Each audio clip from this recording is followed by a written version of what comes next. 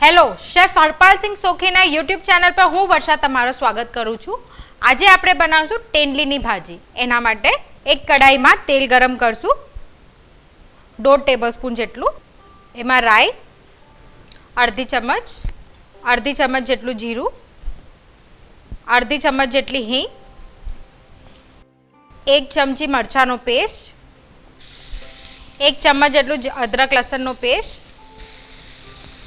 હવે આપણે આમાં નાખશું ટેંડલી.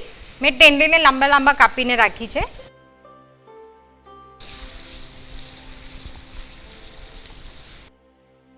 નમક સ્વાદ પ્રમાણે, અડધી ચમચ હળદ અને 1 ચમચ ધાણાનો પાવડર. હવે આપણે આને ઢાંકીને 8 થી 10 મિનિટ સુધી ચડવા દઈશું. હવે આપણી ટેંડલી ચડી ગઈ હશે, આપણે એને ચેક કરી લઈએ.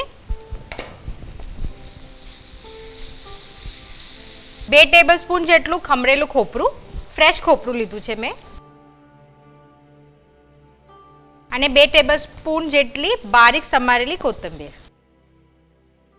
હવે આપણે આને પ્લેટ કરી લેશું.